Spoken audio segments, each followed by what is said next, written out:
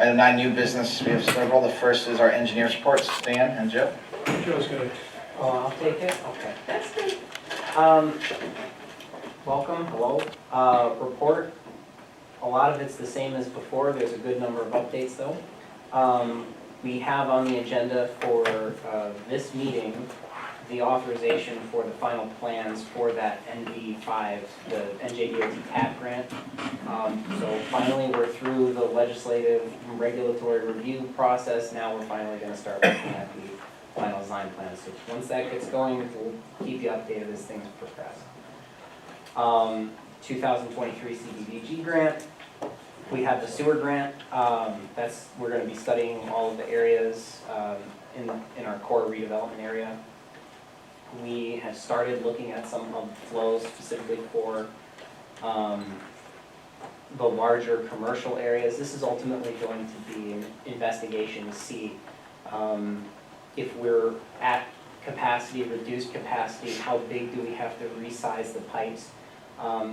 Ideally, we'll have that as a contingency for the redevelopment plans in the area, that they would hopefully front the bill. I was informed that we didn't get as much money as we thought we were going to get, and part of the reason was they expect, the state expects that we're making the redevelopment plan cover some of the costs of the increased development. So That question came up during the, I'll help you out. go ahead. Yeah, okay, thank you. That question came up when we made the application for this source study. So essentially, the source study is down Orlando Drive, was anticipation of the developer coming in. So the question was asked, do they have an off-site contribution they would have to make to that? The answer is yes, but we wouldn't know what that is until we do the source study to understand what the capacity is. So if you do the analysis by the size of the pipe and what the flows are, probably going to work, but we get the areas prone to flooding, so when the flooding happens, the capacity is not in sewer line, and that's what we're trying to get ahead of, if those sewers would have to be replaced or not. So this study's going to show what the conditions is of that pipe network. Yeah. As for the next items on the list, we have a series of the NJDOT grants, Meehan and Helene. That's a carryover from last time.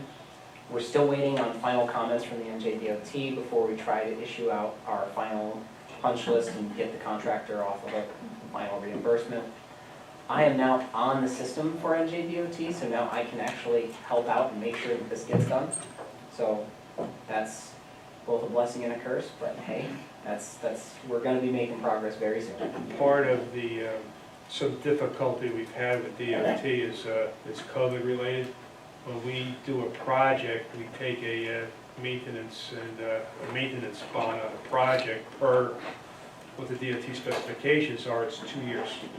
DOT's been taking over 2 years to come out and review these projects. So if they find a cracked sidewalk or something, well, that could have happened sometime during the period the contractor's off the maintenance bond. So hopefully that's resolved and become a little more expedient in coming out looking at these projects.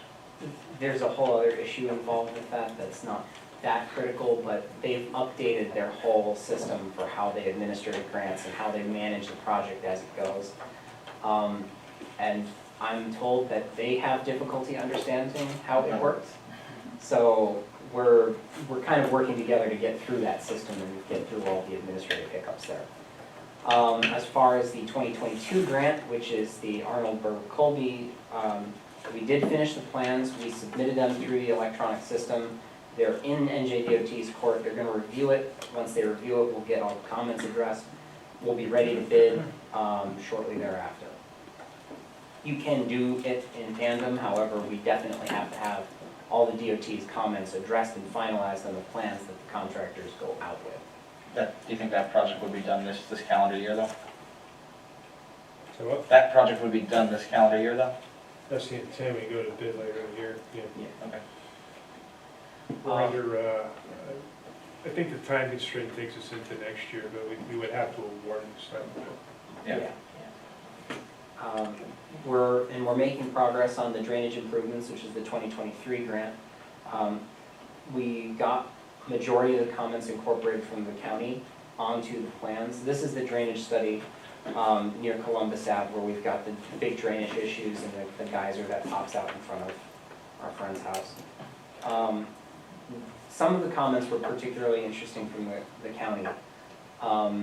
I won't go into extreme detail, but they were more amenable to having more inlets on their road, which I was not anticipating. I thought that they'd be more interested in closing the road off. They seemed actually quite nervous about that. So if they would rather have more inlets in their jurisdiction to maintain, okay. I was trying to avoid that, but that's, if they're more amenable to that, then that's probably a cheaper and easier way to go, so. But once those are addressed, we'll be sending it back to the county and we'll be getting that ready to go. I would like to assume that can be ready to go this year. Maybe that's early spring for constructability, just based on the amount of different agencies that have to weigh in on that project. Raritan Crossing. Let's hold on. Sure. Let's hold on the drainage. So 2023 drainage, we understood you gave the report on that. You did make application to DOT for the 2024 project, which is the drainage on the backside of. Yeah. Yeah. Well, that's later in the Well, report. But if we do that, we may be able to pick up an economy of scale and combine two projects. yeah. So depending on what that grant award is and the timing, they determine when we go out for bid on 2023. Yeah, that is definitely an option. Because if the timing gets pushed back to that degree, and we also do have comments back from the state, and we do get the grant for the other side, we could just make it one project and do all of it at once. So that's. We found definitive savings when we combine grants of that size and the construction costs are taking 30% less. Economy of scale. Yeah. So, as far as the Raritan Crossing goes, that's another item that's on tonight's agenda. That's a thing that, that's the redevelopment area just north of the Raritan Mall. It went through planning board, it was approved.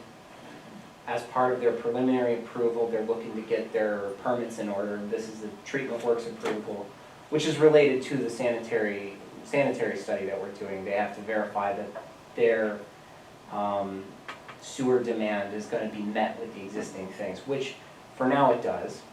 And we reviewed that application, it looked to be in order, so that's why we're going to be putting it as an item on tonight's agenda.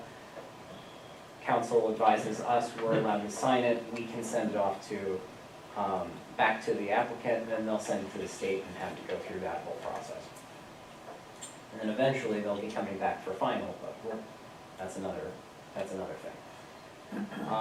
We have Raritan Mall development,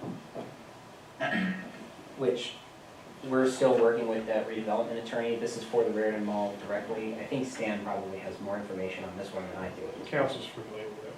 Fair enough. MS4 compliance with the Stormwater Pollution Prevention Plan.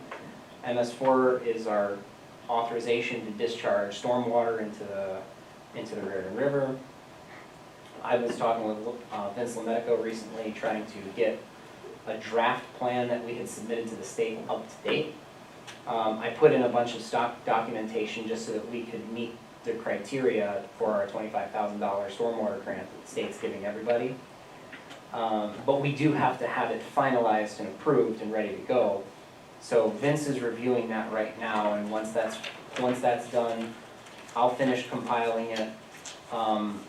There's a little more work to do with stormwater pollution prevention in town, but it's all going to start with that plan being put in place. Once that's wrapped up, this whole comment will look very different on the report. Also, we have the new stormwater ordinance. As of July 17th, we've got the new inland flood protection rules. We have 1 year to update our stormwater control ordinance. We didn't go at it right away because we were waiting for some extra model ordinances to come into play from the state. They're in, so I was taking some time to make sure that the model ordinance is being properly adapted for the borough. And once that process is done, we'll have something better to present. but it'll ultimately be, we'll be removing a lot of the old code and replacing it with this new one. It is neat though, because the new code actually just references the state, so the next time the state changes everything, we don't have to do this again. At least hopefully, that's what they are promising. That'd be nice. Also on the MS4 compliance side, we do owe the state an updated municipal stormwater management plan. Every time that we update the master plan, we're supposed to update the stormwater master plan as well.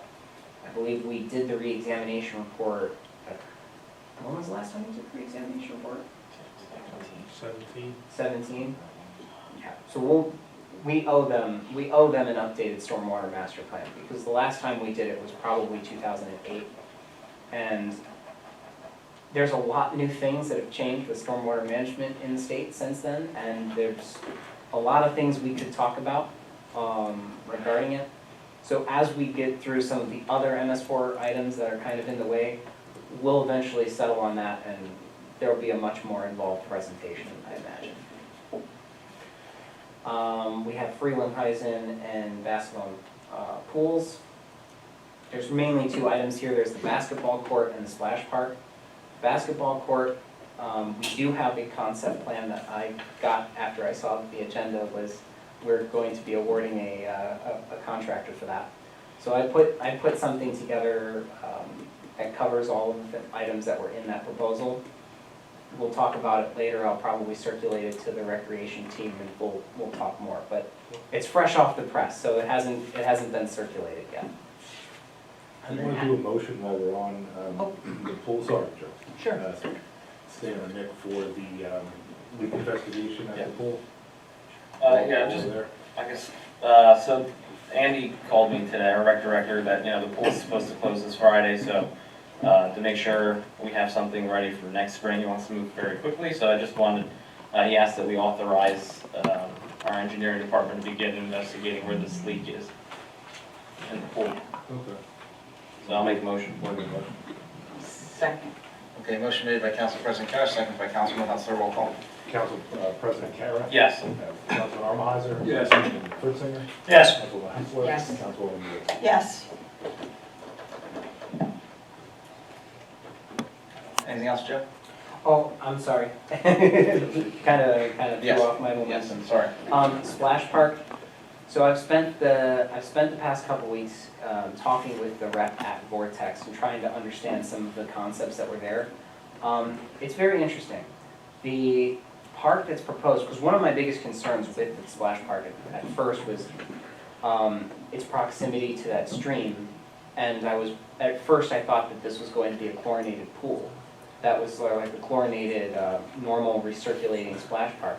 It's actually a pass-through. So the way that works is that it's just hooked up to the water main and just puts the potable water down as it goes, which I found very interesting. And I was told by the rep that there's a way that it's bollard activated, so they turn it on and that's when the water goes on. It only goes on for like 10-15 minutes and it turns itself off. So we're still working out some of the details. One of the biggest issues that we need to figure out is just how big is the water main nearby, because there is quite an immediate demand when the thing turns on. It's like 86 gallons a minute to just turn on. So we want to make sure that there's sufficient capacity, which may warrant doing a more proper survey. But we'll be investigating that.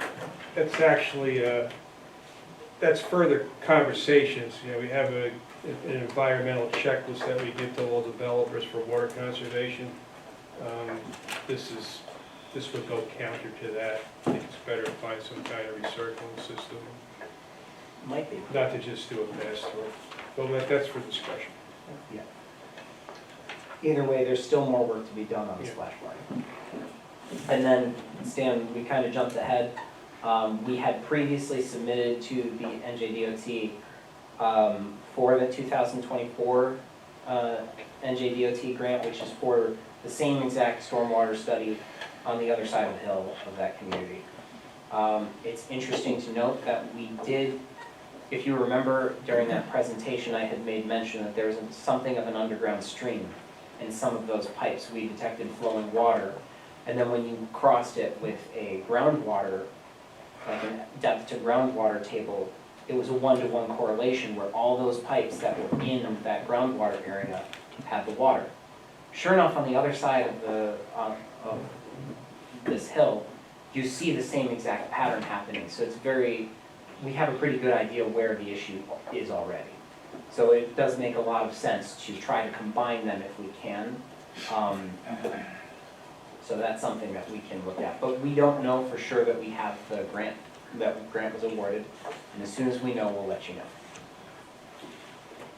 That's probably the longest engineer's report you've heard in 22 years. Very thorough. That it is. Anything else? Are you good? No, I'm good. That's Questions, it. comments for either standard? All good? All right, good job. Thank you.